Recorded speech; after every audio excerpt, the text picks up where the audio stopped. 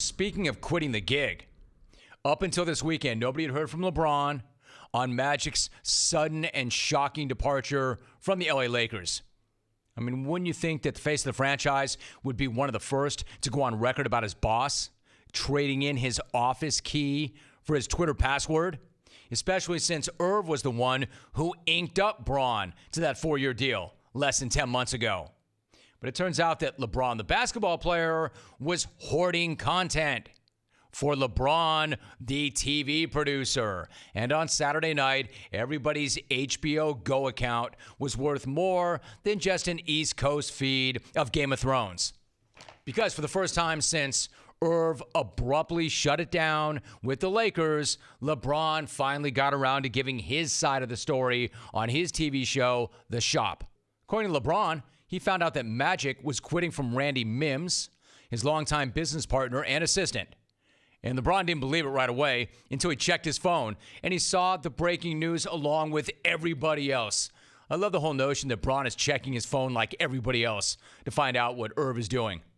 And I really like what he said, that he didn't come to him and say, yo, Bron, this is what's up. Or didn't even come at him like, hey, Bron, kiss my ass. This is my decision and this is what I'm doing. He just didn't come to him at all.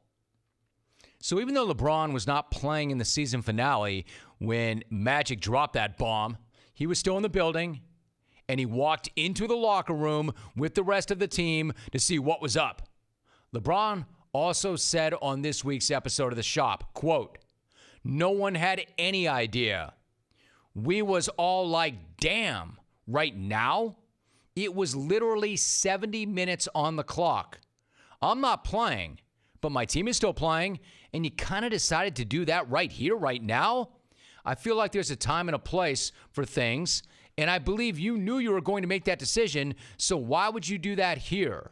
Why would you do that now?" End quote. Good questions. Fair questions. Why there and why then?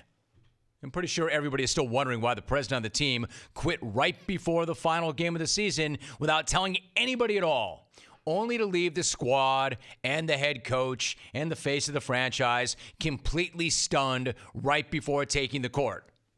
But according to Magic, at that time, he had to quit right then and right now. Otherwise, Jeannie Buss would have talked him into staying. Remember, that's what he said then. Hearing that now sounds even dumber now than it did then. Oh, I had to do it. I couldn't tell her. She would have talked me out of it. Listen, when the guy who left the entire city of Cleveland dangling by their heartstrings, live on TV, only to take his talents to South Beach, thinks that your exit is tone deaf, then you know you botched it. And Magic did, but we knew that already. I didn't need LeBron to question Magic on his TV show to know that Magic jacked that whole thing up. What's far more telling, again, is that LeBron aired it out and aired out his former boss on his TV show. And he's doing it with Lonzo Ball as his guest. Magic's biggest draft pick and Magic's biggest free agent signing are on HBO, presumably getting paid to crack on Magic. Instead of talking to the media right after it happened, LeBron skipped the exit interviews and taped Saturday night's episode 2 days later instead. Again, why give away premium content for free? Think about that. Instead of going to the presser, he went right to the TV set and he sat on that episode. Had that thing in the can for like a month. And the first time any of us are hearing from LeBron on Magic is on LeBron's TV show. And again, he was pretty good on it. Wish I'd heard that back then. But content, man, everybody's got to feed the beast. And that's what these guys do now, right? I see them working. They're holding their own content. They'll release their own content when they want to. Kobe never did. MJ never did. The hick from French Lick never did. But then again, that was then, and this is now, and the world is totally different. If you thought LeBron trying to trade the team to New Orleans was a power flex, what do you call this? My man's like Jackie Moon out there, player, coach, GM, and now team correspondent. It's incredible. Why talk to the media when you can collect a check from HBO to do it right there?